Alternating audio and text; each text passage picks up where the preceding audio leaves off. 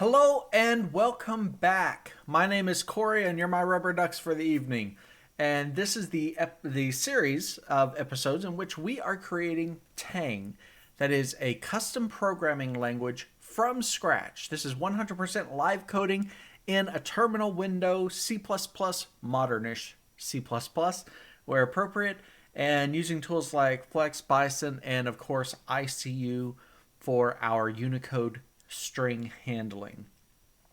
Since this is a custom programming language, if we don't write the features, they don't exist in the language. And we have been slowly but surely adding features to it. We are on episode, what is this? Episode 47.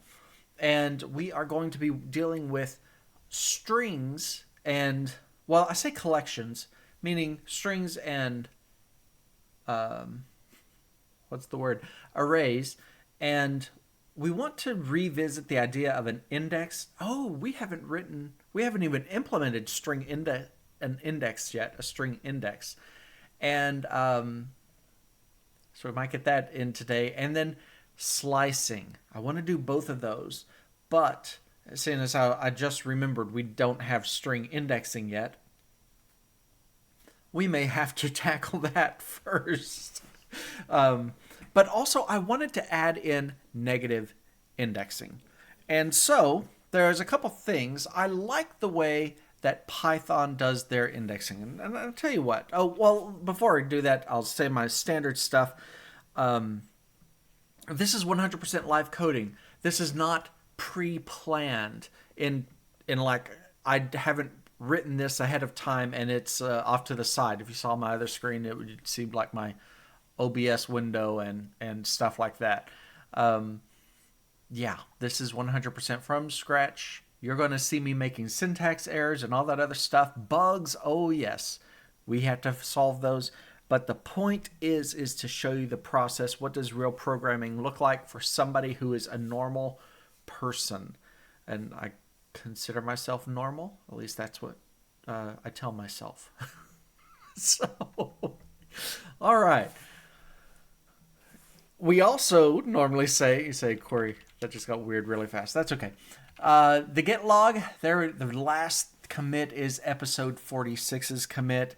And if I say git status, you'll see there are no changes that I've made no changes since then. And now I'm going to, what version of Python do I have here? You know what? Python 3. That's going to be, yeah, what I'm going to use. Python 3. So if I were to go in Python 3, just run that. And let's say I have a string A, B, C, D, E, F, G. I should assign that to something. A is equal to, there we go. And A is that, or if I said print A, it would print out A, B, C, D, E, F, G. But if I want the first letter alone, I can use an index into it. And of course, if I do the same thing, 1 is going to be B, so it's zero-based counting. 3 is D. What about the last one? Is that 6, I believe? Yeah. But Python also has a nice feature where you can say -1, and that means the last character. -2 is F, and if I do -6, that's going to be B. -7 is A, and if I say -8, index is out of range. And of course, we saw 6 was the last character. If I do 7, it's out of range as well.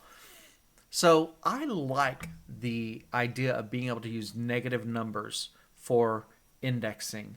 And of course, if I have, I'll just call this B, is equal to a list of 1, 2, 3, or, yeah, I'll just use that, 3, 4, 5, 6, and I'll start it off with 0, so there we go. So B is that. If I say B -2, it will give us the second from the end, which is 5. So this is standard Python, but it's one of the things that makes Python nice and easy and powerful to use. And we are going to add that to our language. Negative indexing. I don't think we've added indexing at all for strings. So, yeah. Why? Because we, or did we? I don't remember. We're about to find out. The other thing we want to do is slicing. Let's handle the indexing first and see how the time is, or do we need to make this a part 2? Sometimes we have to do that. We'll just jump in. So we're going to need to edit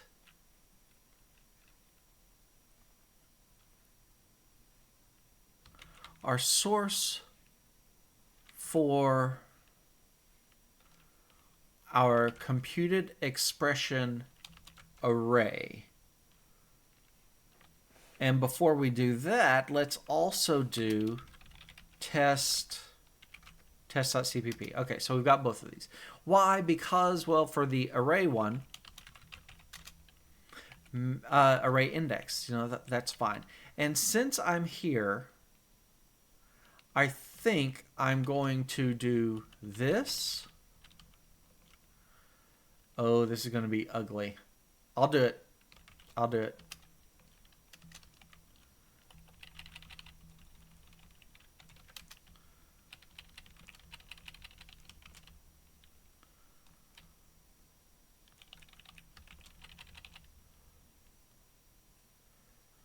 Yeah, I'll put that in the wrong place. That one's in the wrong place. That one's in the wrong place. How many did I put in the wrong place? That one's in the wrong place. There. Don't let me make stupid mistakes like that.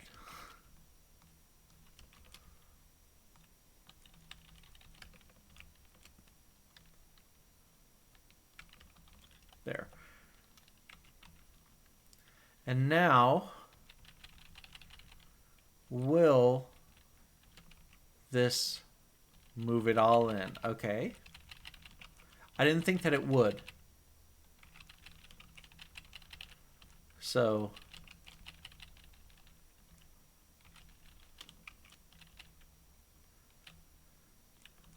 that is, I didn't think that it would move in the strings. And now the last thing is, we've got this P1, P1. We can call this P1, P1. We're changing them all anyway. P1, P1, P1, 1, 1, 1.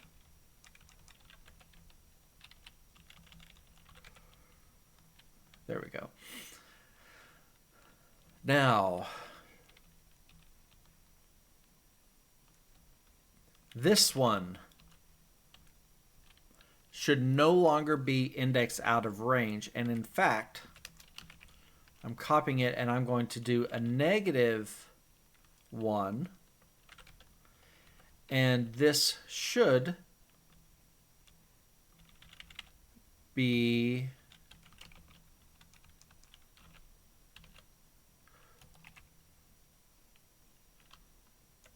I messed up. This should result in a 3. And this one, I'm going to copy this. What did I do? I close, open. There we go. This one should be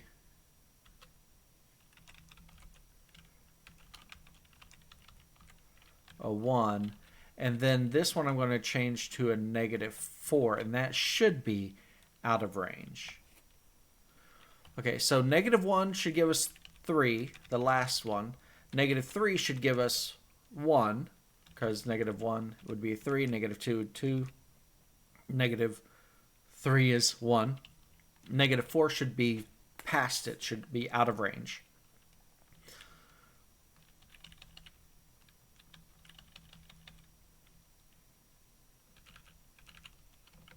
All right.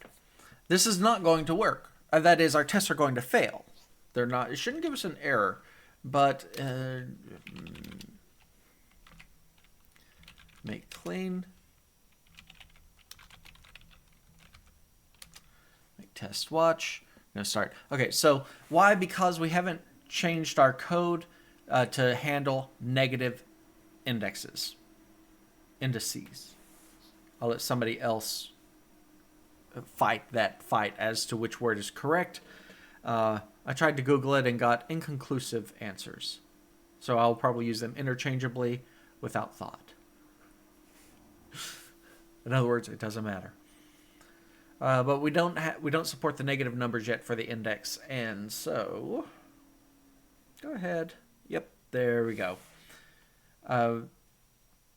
Our two negatives that are in range are not actually working as negatives. So now, if we go to computed expression array and our index, under index, what we do is we say invalid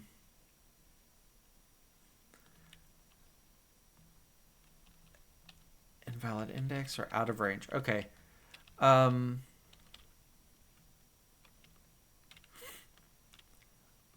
So index convert. Okay, that's fine. Yeah, we're just converting it to an integer, and we're getting the value, so we don't have to keep getting it. Yeah, I. Okay, that's fine.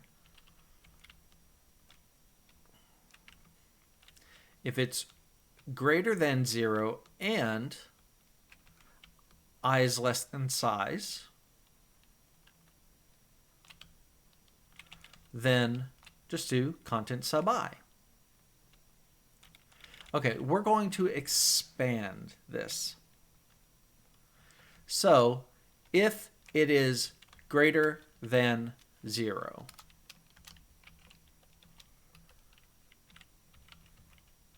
now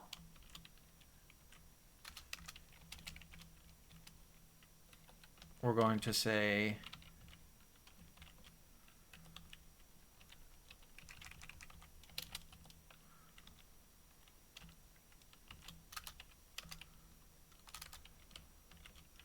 so how I'm writing this, I'm just using an ugly ternary. I actually like ternaries, and if they're nested, it doesn't bother me. So I'm saying if I is greater than 0, then I say, well, is it less than the size? If it is, okay, it's safe to access it. Let's use that in the contents I. But if it is greater than 0, but it's also greater than or equal to size, then it's out of range. Okay, so what about this one? Well, if I'm here, then that means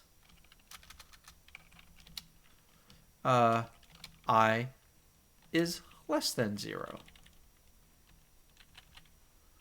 All right, and so now we need to say, well, if it's less than 0, is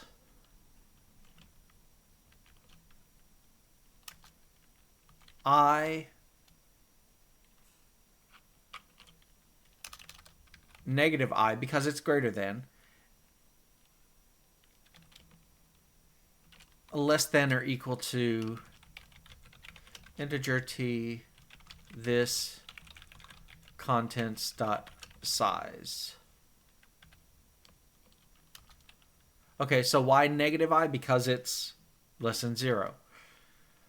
And why less than or equal to? Because -1 is the last. Again, if something has 3, an array has 3, then that means that there's 3 items in it, and -1 would be the last one, -2, -3. So if it has 3 items, the largest or smallest negative number that it can have is -3. So if it's, when I say negative I, that would be, in this case now, if I were -3, negative I would now make it 3 is less than or equal to the size, which is 3. Then that means we're good.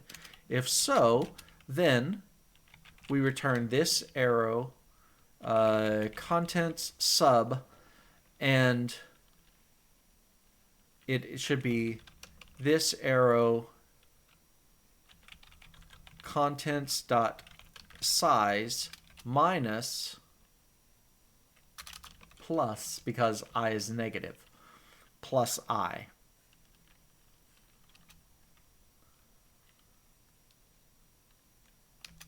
Else,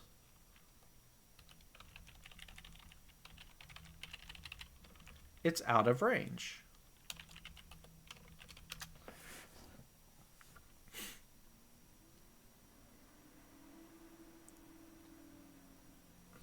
We passed all of our tests. So now we have negative indexing for arrays.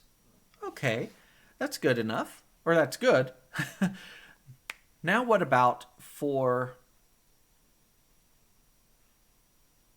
Oh.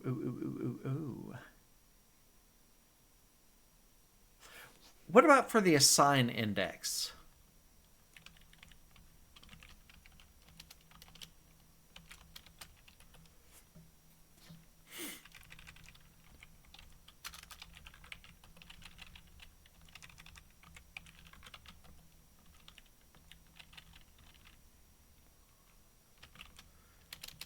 And I'm just going to say...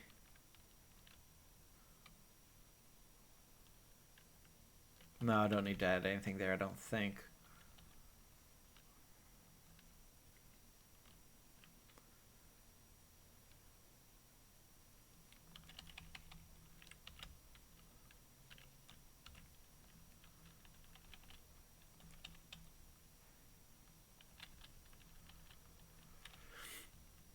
For assigning, if I were to...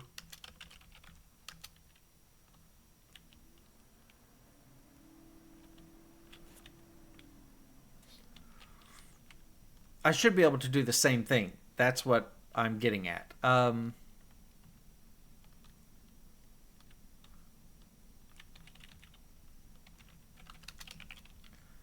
Here we go. And we're going to say...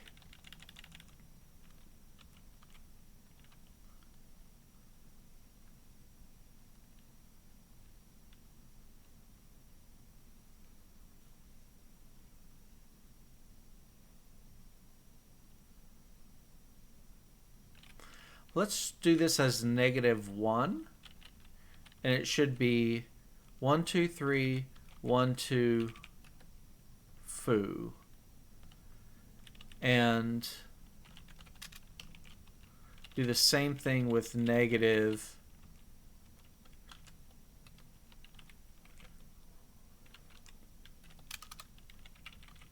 -3. Why? Because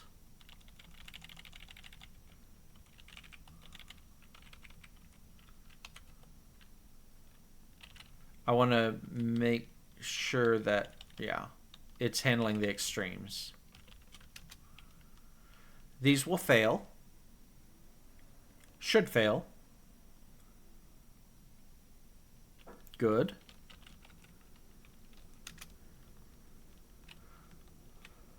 Now the assign index. It's going to kind of be the same thing, I think.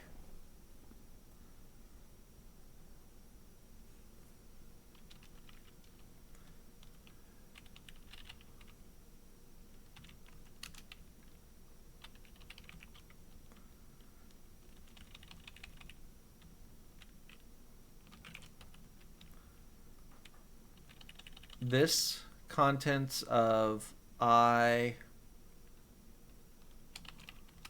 equals value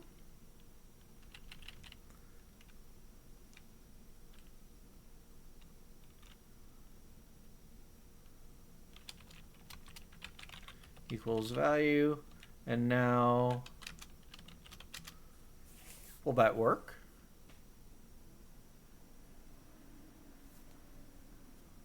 It does. Good. We're at a stopping point. Well, I just mean I want to commit this.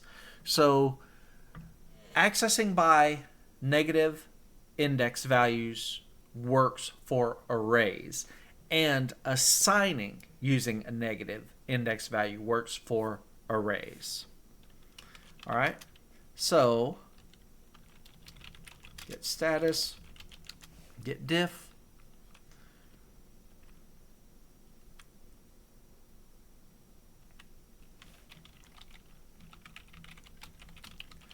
for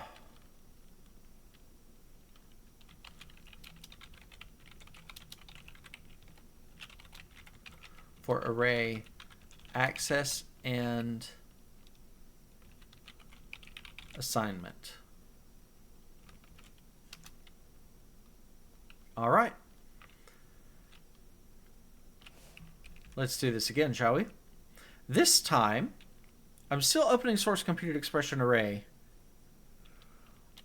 I'm going to open the include for computed expression string and the source for computed expression string.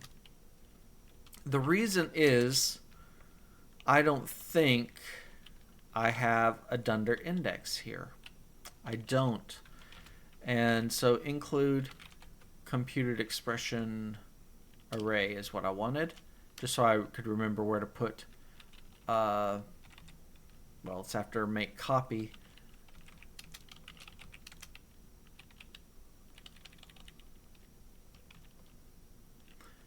Or should it be after is equal? You know what? The easiest thing to do is edit the include computed expression. There we go. Well, I thought it was the easiest. After the is equals. Okay.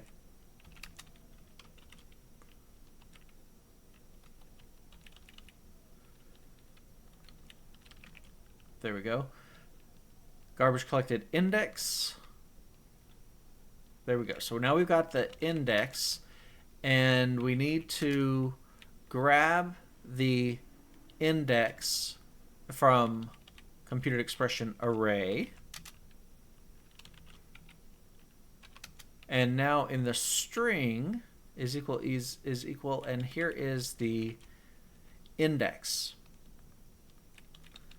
Why are we doing it this way? Well, first of all, computed expression string.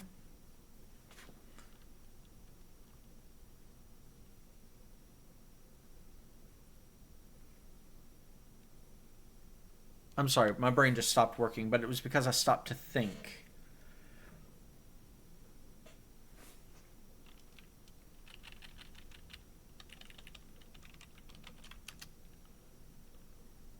Yeah, I was going to say, what is contents?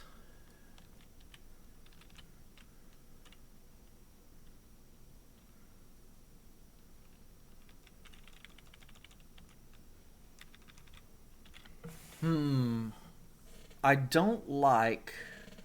Well, I know what I'm thinking.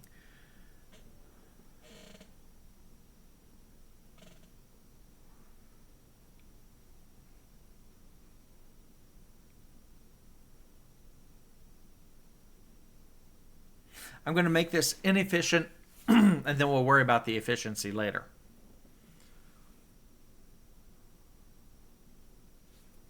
Say, Corey, you're still not even telling us what you're doing.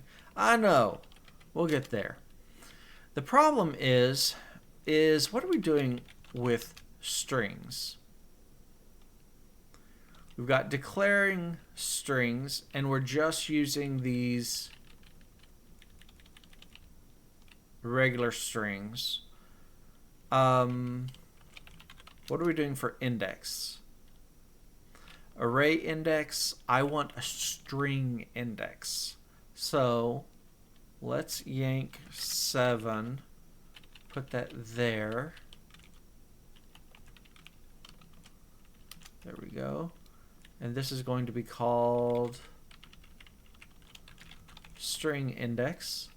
And we're going to say A is equal to first ABC. How about that? Print A1, and that should give us a B. That's the first. It's not going to.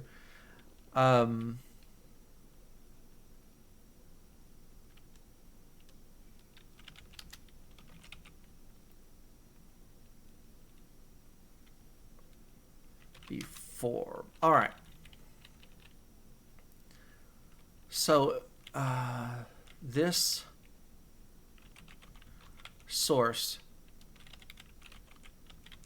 length. This arrow. This is where the problem is. Source substr of I, comma 1.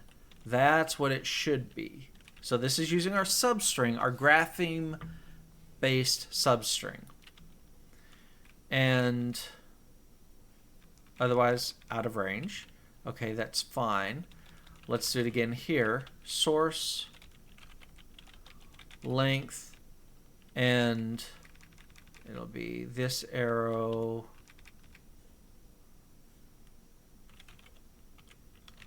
source dot substr of this arrow source length plus I, comma 1.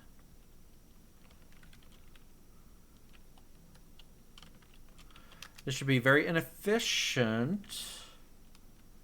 Oh, I don't have a...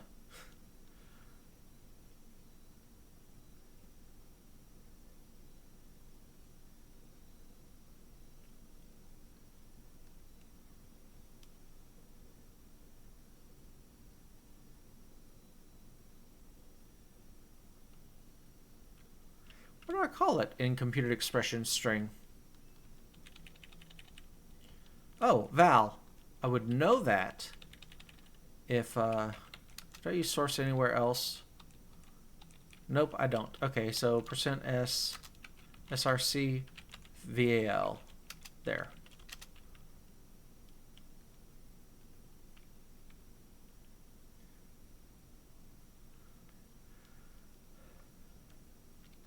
Computed expression integer. Why do you not like that?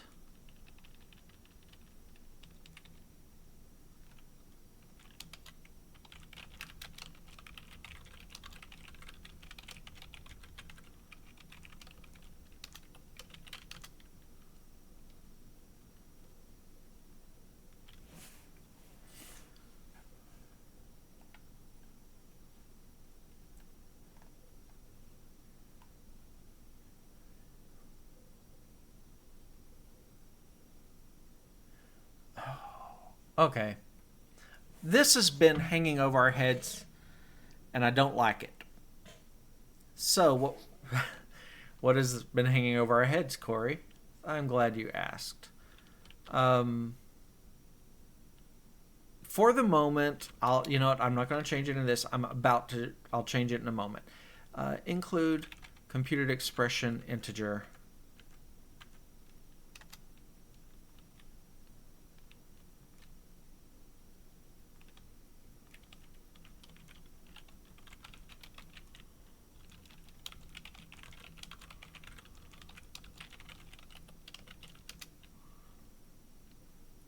All right. I don't want to keep on adding these friend classes. Shouldn't be done. We need a get val. I'll fix that at the end of this video. So we're not going to get to, I already know, we're not going to get to slicing this. That's going to have to be part 2. But we will take care of the indexing, and we will clean this mess up. Whoever wrote this crap. It's me. Anyway. They should be ashamed of themselves. All right, so we're going back here to computed expression string. That's B3.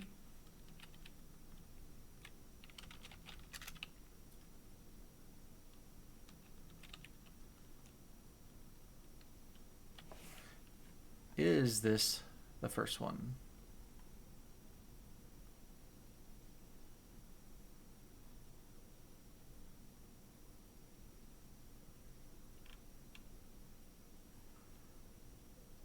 Line 39. There we go. All right, so the first thing is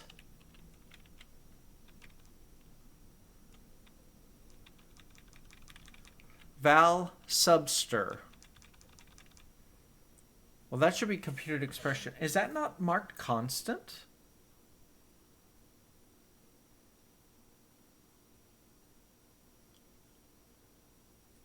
Yeah, the substr should be a const. I probably didn't mark it as such, and that's causing problems. That's not the only problem, I know, but we'll get there.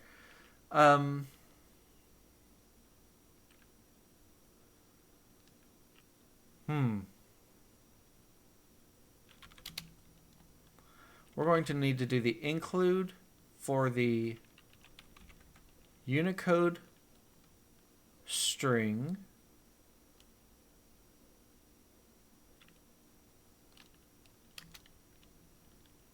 substr. It's not marked const.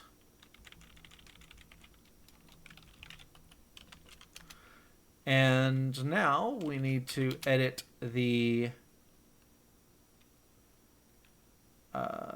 source for Unicode string and add const to the substr there.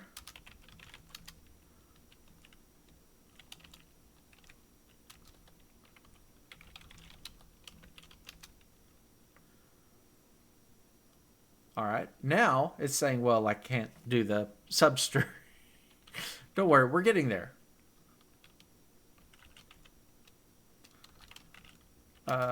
Let's see. Let's go back to that before. Buffer 4.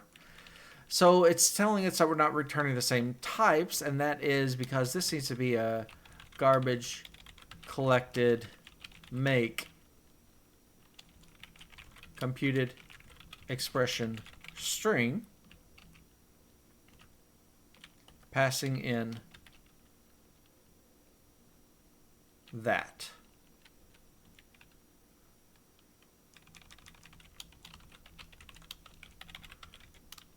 Capital C.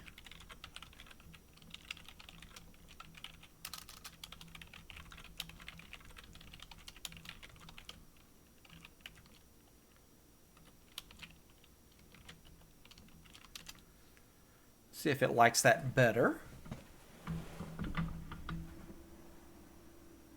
Hey, tests are passing. That's always a good thing. Now, let's look at our tests. So far, we've got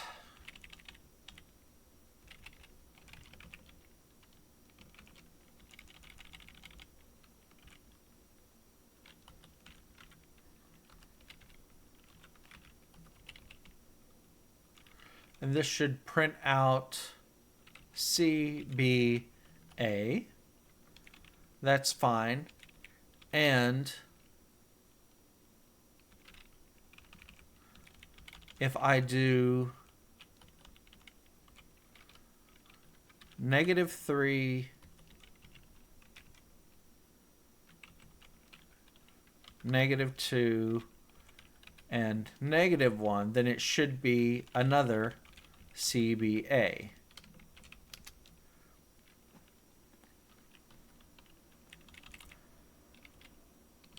So the point is test positive and ABC. It should be, yeah. The test is correct. I just told to look for the wrong thing. Negative indexes.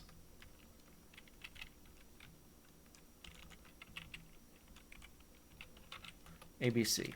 There we go. However, we're about to test multi-byte.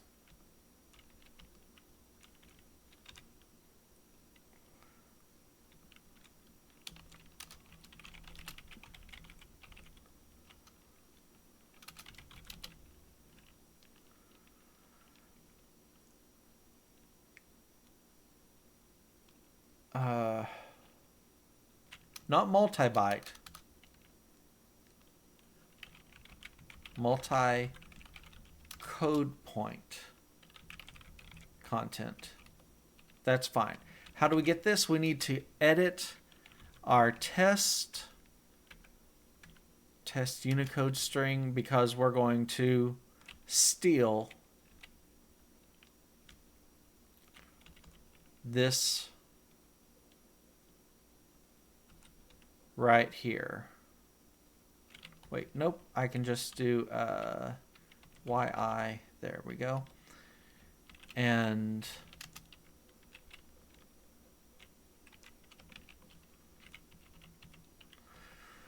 now I'm just going to remind you, did we write support for XFO, I mean the hex values?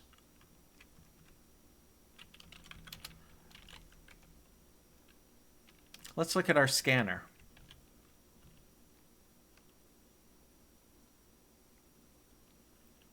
When parsing a string, a double quoted string, we did escaped octals,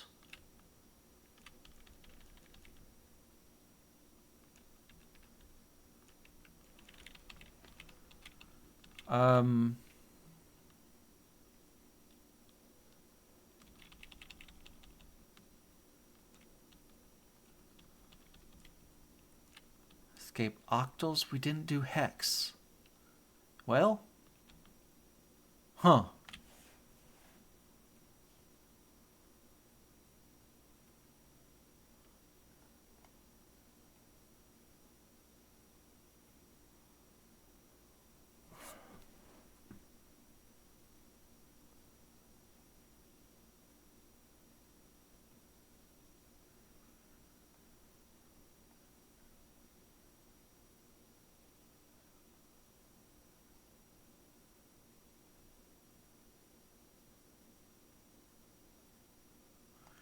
All of a sudden, this got a lot more complicated.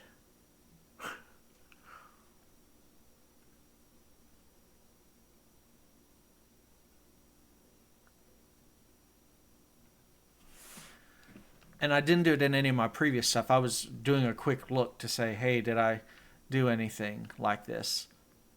No, let's just let this fail, and we'll go from there. So, B1, I'm saying, give me that. This is still just 3 things.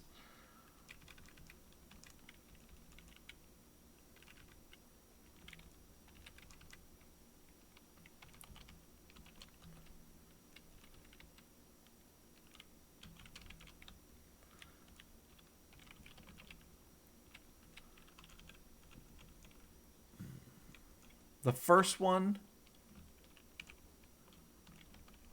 there. So it's in twice. The first time it's going to be, no.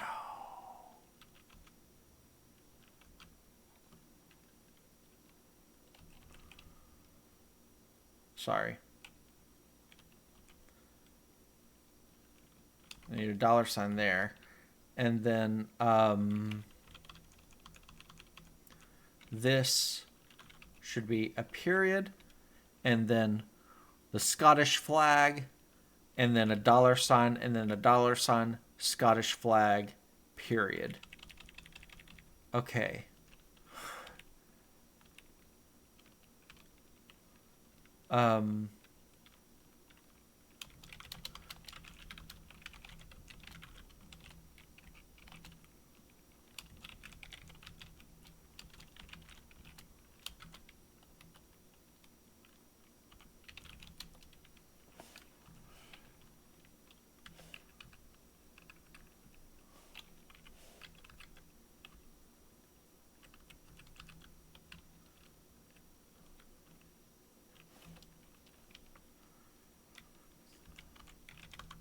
The Scottish flag and that. It's gonna fail.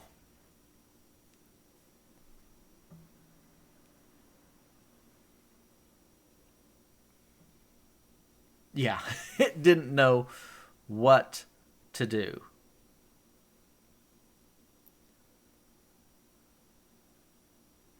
So the funny thing is BF period are the last 3. BF period. And shouldn't be period FB.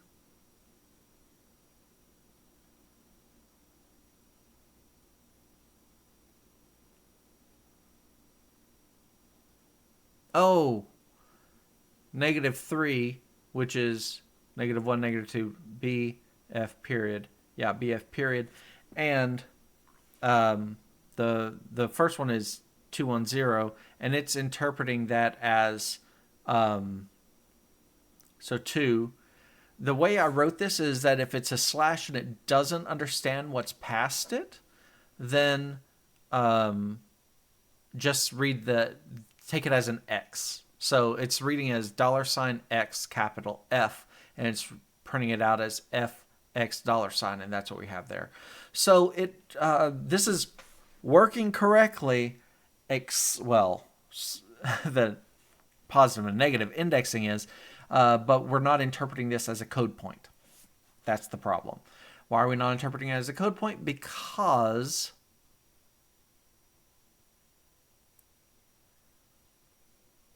I haven't told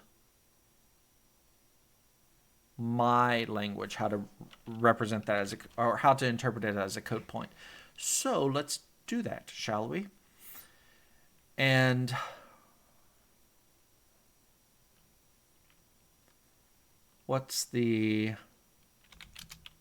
so scanner is 11. Okay, that's octal.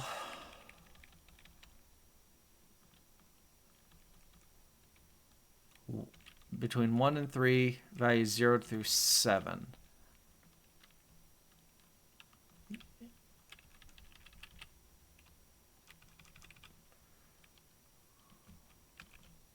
Let's do ///x and then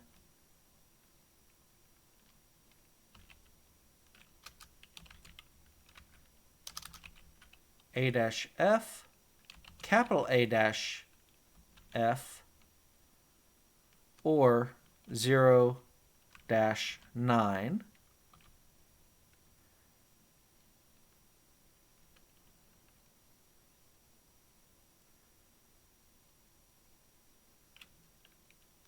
One or more times. So it's going to match as many as it can.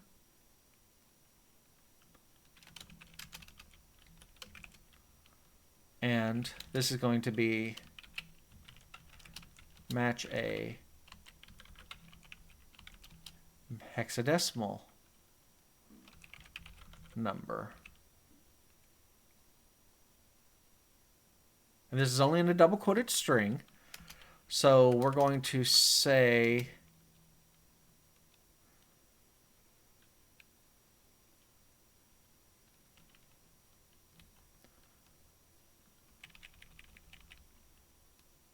I'm sorry, I'm needing to look because so YY text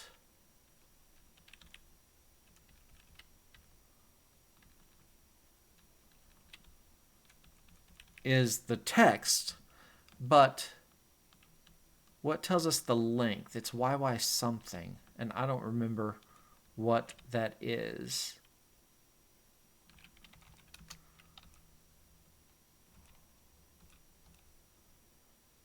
So I'm just looking really quickly for YY anything in here. YY text.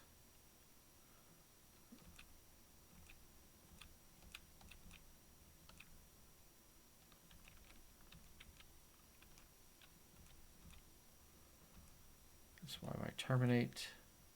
YY leng. There we go. YY leng is the length. Okay. That's fine. We can go from there.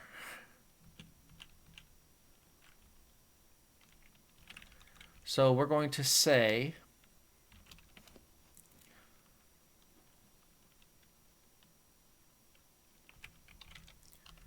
uint32t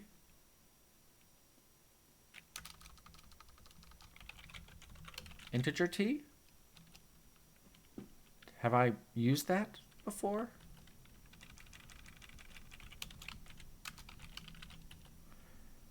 Tang integer t total has a value of 0 for and I is equal to slash x 0, 1, I is equal to 2, I is less than yy length, I think, right? Plus I. And now what are we going to do? We're going to say if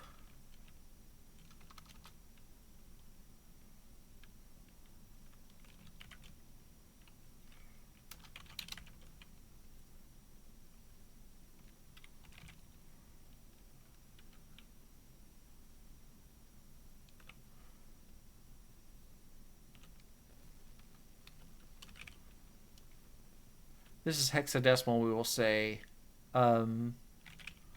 total times equals 16, so it increases, multiply by 16. If yy text sub I is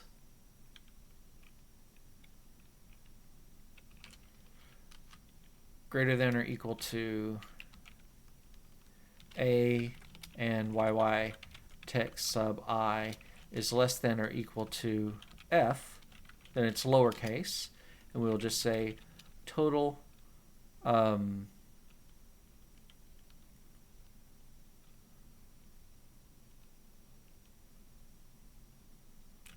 plus equals, I guess I could have used result like I did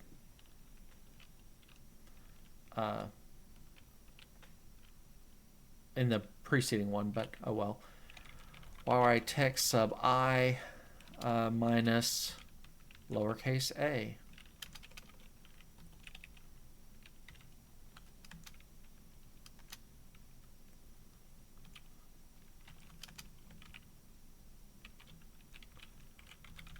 Else if, and here we will use a capital A and a capital F, capital A, and then else, because the only way it can get here is if it's matching A to F, 0 through 9. Total plus is equal to, that should be 0.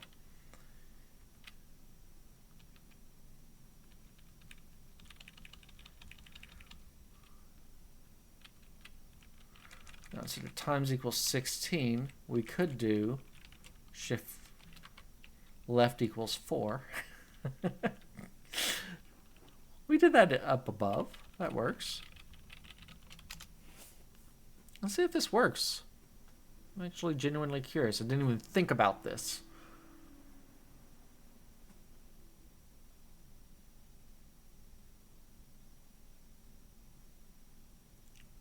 Oh!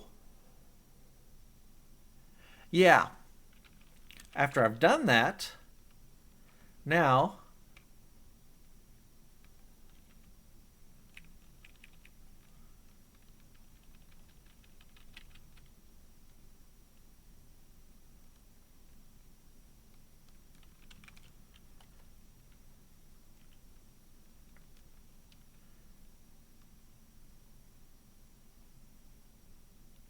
so I was saying /x. I'm going to make a thing now that says nope, it's only going to be 2. Excuse me, there can only be 1 or 2.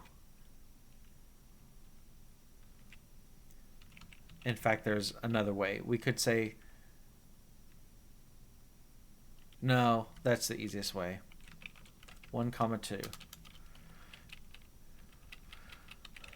And then this will no longer be a total. This is going to be a unsigned char, because now we're going to say string buffer plus equals result, because we're going to change these to result.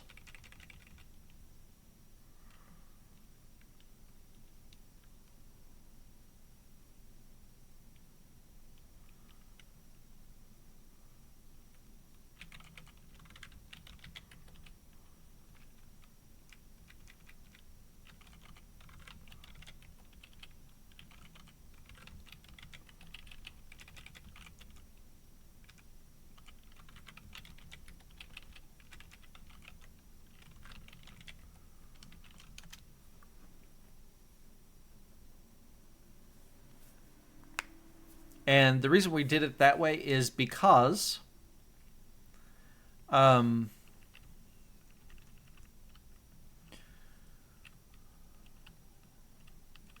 so this result is just a char, right? So it needs to be maximum of 2 hexadecimal values.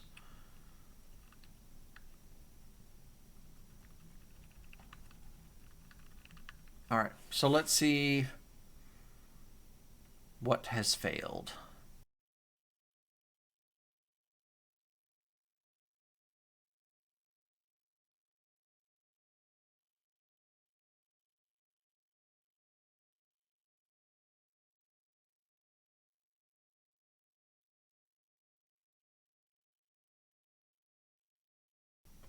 At this point, val, when it's passed into computed expression string, has this FFFFFB4.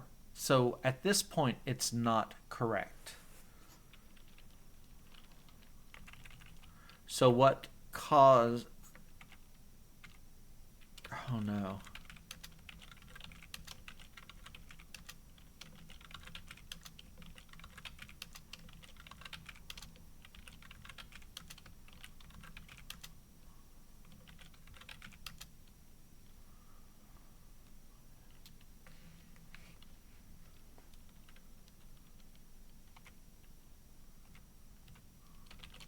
Okay, that should not be printing out stuff now. And we know that wherever the computed expression string is being called,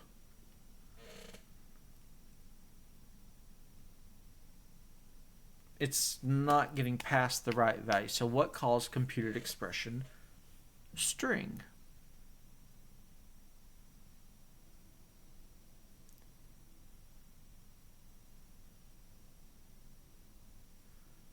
I wonder if it's the same problem.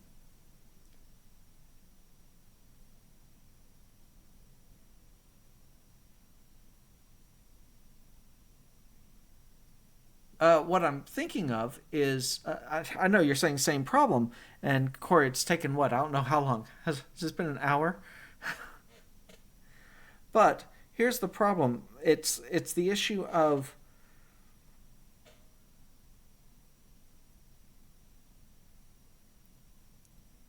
storing it in bytecode.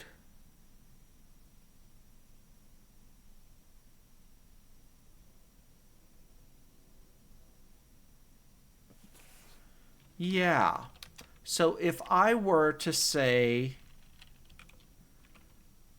cout p1.dump bytecode,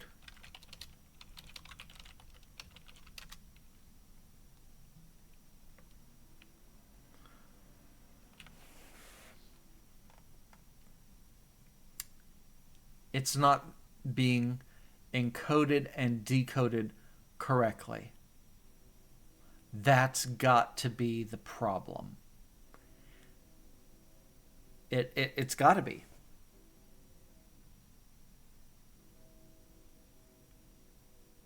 And it's never surfaced because up until now we've only been using ASCII characters that are less than 127, and above that 128 it's being interpreted as an unsigned or assigned char, which is a big negative number, and now we're casting it to something else. Yes.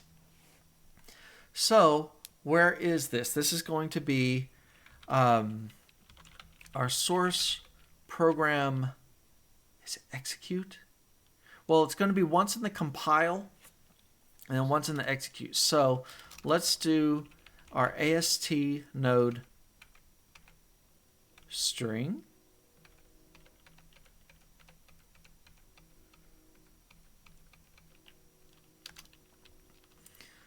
And when we compile it,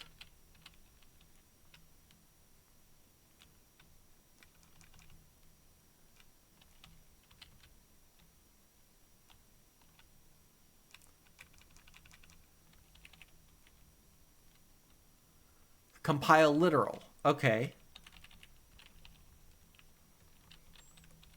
Pack the characters into the bytecode. What I'm going to do is I'm going to say cout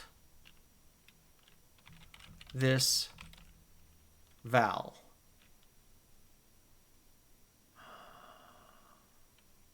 Oh.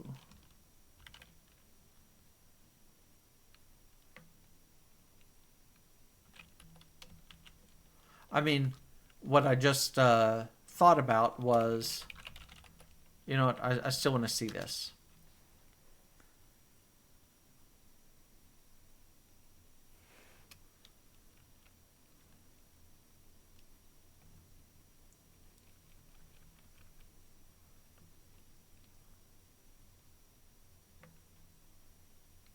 Oh. It's not a function. Well, I was thinking we're not using a Unicode string here. All right, so when we compile it, look, we have this here. So it's good at this point, but it's bad when it's there. Now it's probably bad in both the encoding and the decoding. We'll get there. All right, so what does the encoding look like?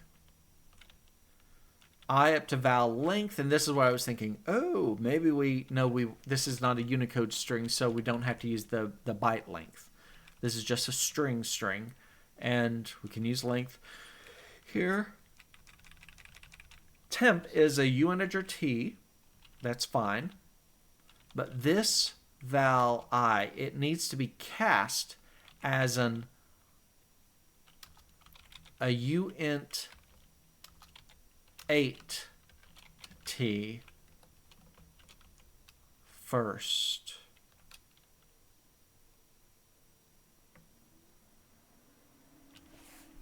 Oh. There we go.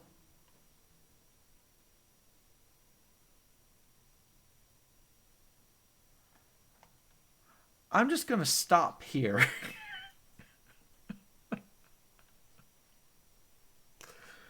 And throw a fit.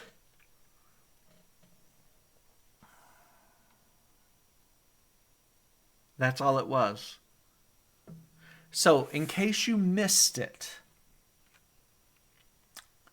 what happened was I was using an index into val. So this returns a char, but a char is by default signed.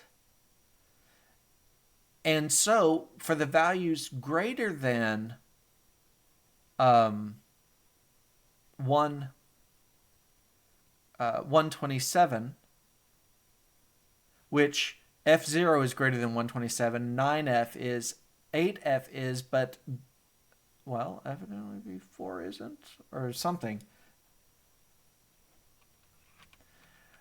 Anyway, it was treating them as a negative number, and so I was just directly casting that to an unsigned integer t, but it was reading it as a negative number, so a negative number cast to an unsigned int, it casts it to a signed integer of that size and then converts it to the unsigned. So it was this really huge number. That's why it was FF. Yeah. That was the problem. That was the fix. And I'm just going to add here. In order to handle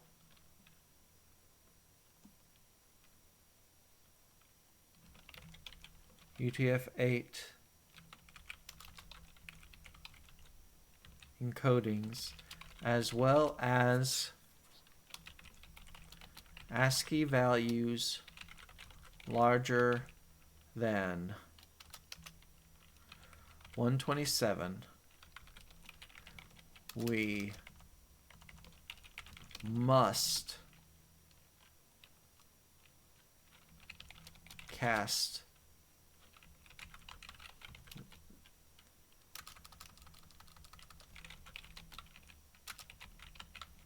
the character as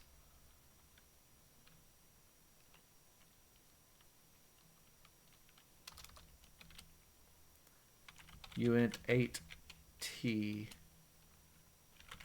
first, then to the uinteg, u integer t.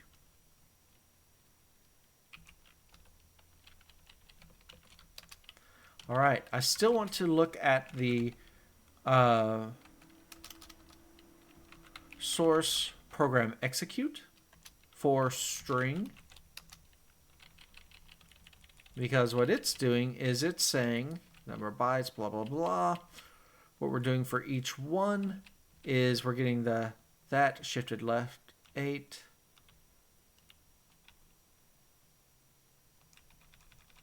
Oh, we're treating it as an unsigned char. That's fine.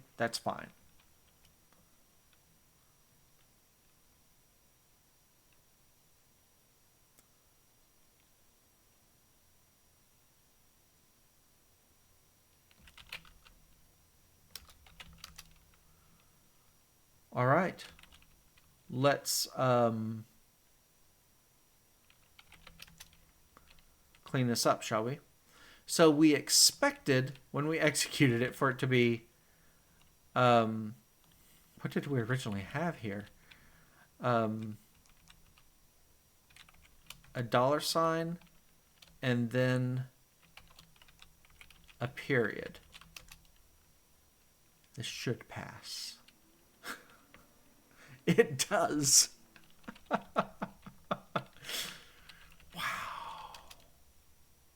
Okay, that was a whole lot more work than I expected.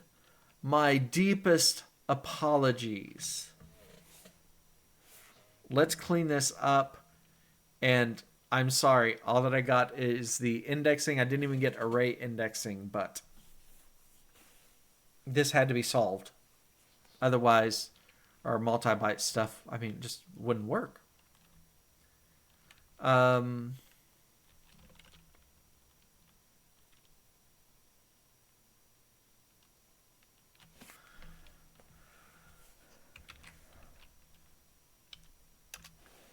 Editing the make file, we're going to go in and no longer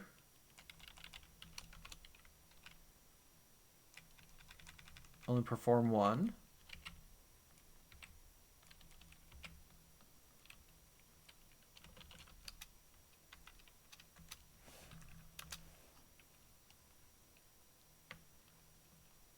It's still, I was like, that was way too fast. It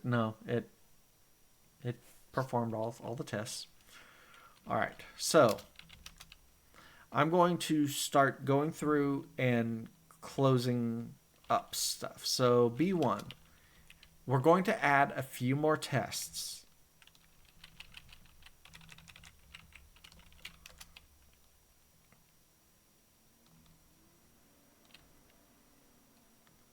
We know that, but for right now,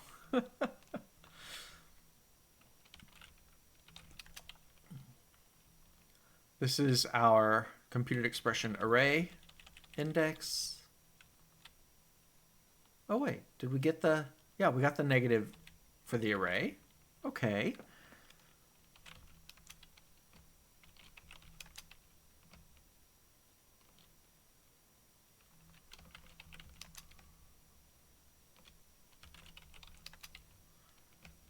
String indexing.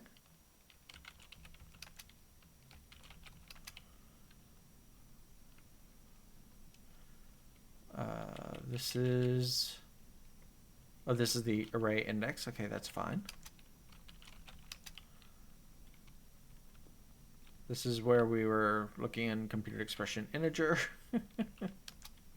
Oh, I haven't fixed that. I don't care. Not stopping.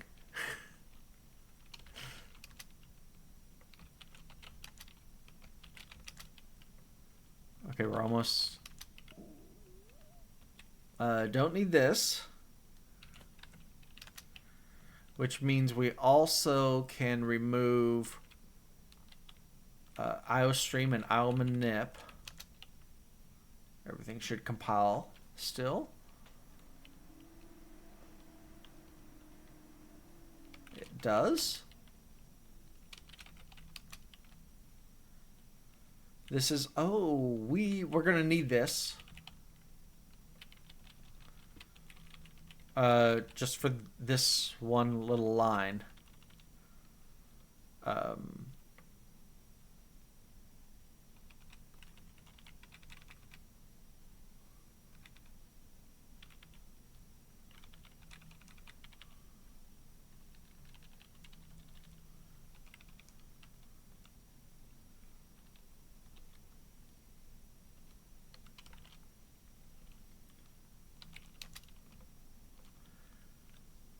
For Tang, not Tang, I mean for this one here, we can remove adding in the IO manip.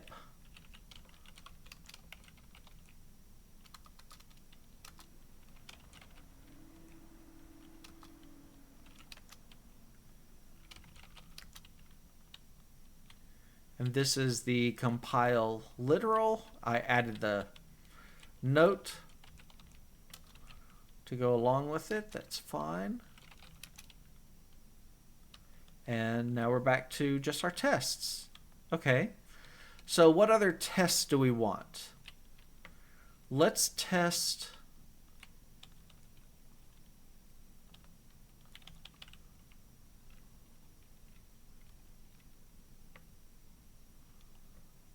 do we really need to test anything else?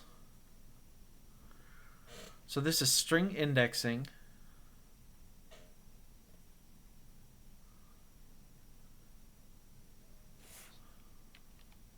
As an expression.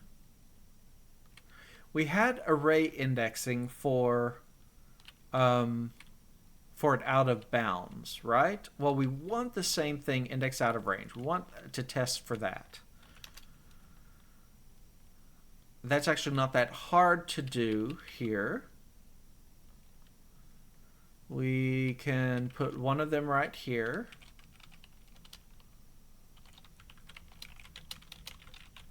Index out of range.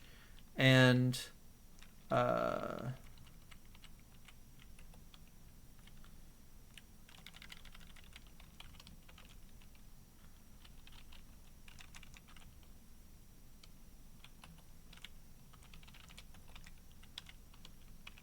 there.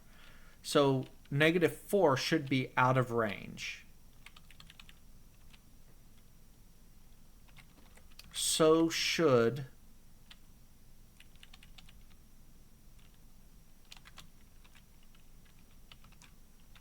three. Both of those should pass. Yep. And if you want me to prove it, if I replace that with a 2, whoops, it won't pass because 2 is a valid value. It's a period. Yeah. So 3. All right. So index out of range test. We tested with multi-codepoint. And just a standard test. And we also want to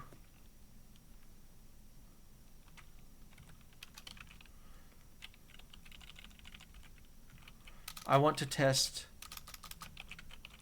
printing when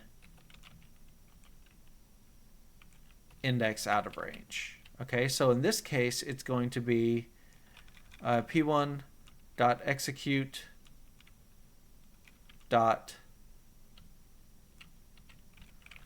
out, and it should be a string. And just for the, so it will fail, I'm going to put that, and then we need this to be print. Okay. It's going to fail because it'll be empty. And yep, there. It's empty, and I said it was supposed to be a period. It's supposed to be empty, but I just wanted to see it fail first. Good. And that just means it's not printing anything, even though it returned a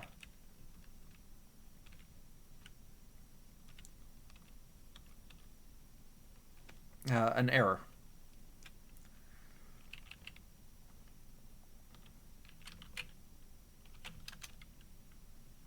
I'm not going to take anything else from that one, I think. Okay. Let's see what I need to fix in the Git. Don't like it that I added the friend class. We'll clean that up. Unicode string, that had to be constant. In fact, Unicode string.cpp.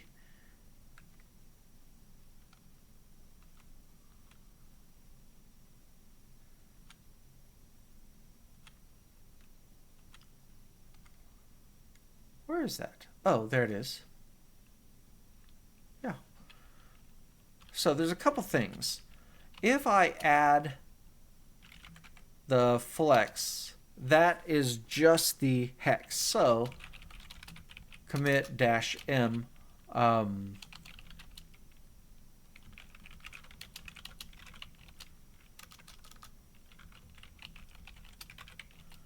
hex characters in Tang script strings. That's fine. I also wanted to add source. So if I say get diff source of Unicode and can I do this with 2? Well, we're about to find out. Include Unicode. It was only adding the const. So we're going to say get add those two and get commit. And what's our message? Add const qualifier to Unicode string subster. Okay. What else?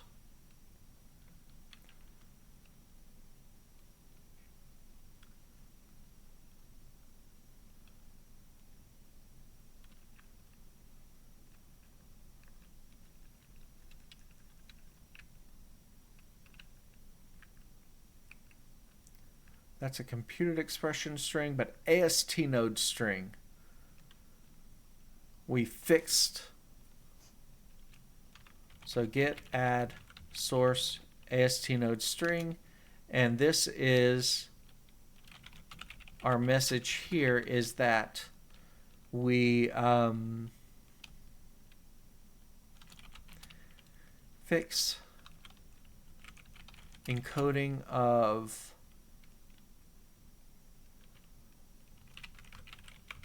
character values larger than 127 necessary for multi-byte.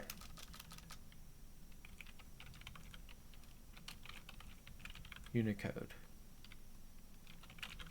Code points, sure.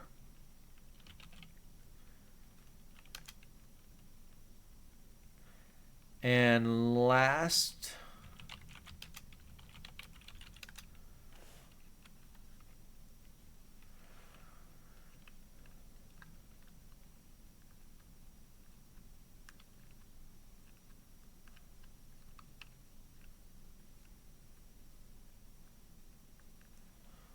do I want to say last? So string, we added support for indexes. Tested them. Where's the array?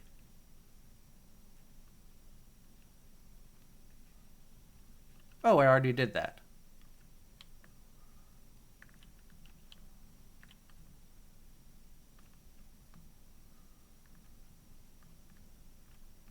String index.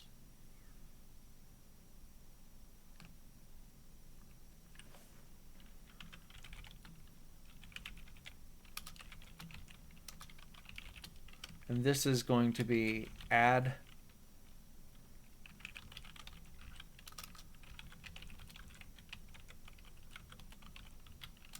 index support to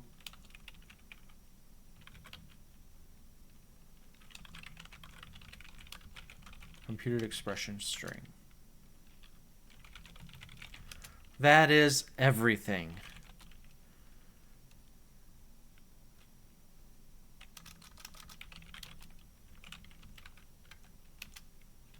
Update our docs.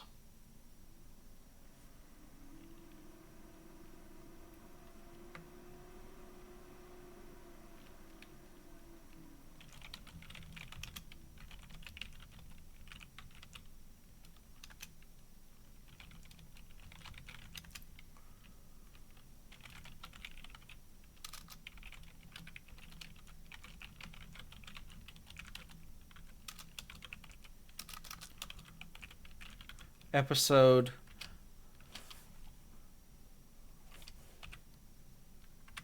47.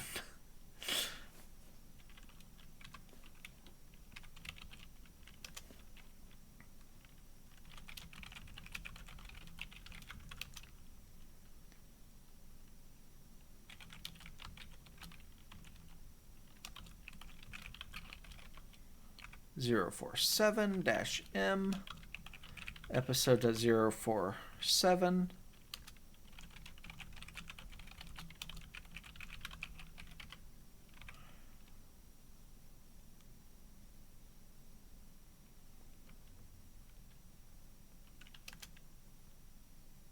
It's pushed.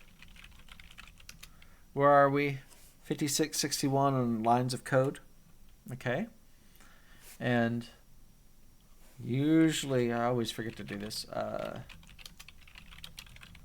just to make sure everything is still compiling, which it will be, but just in case. All right, so where does that put us? Well, we have negative indexing, and we now have strings further debugged. Strings are working now for multi-byte stuff, and I'm sorry it took so long on the debugging, but sometimes that's how it goes. You just have to kind of trace it back and figure out where the thing is breaking.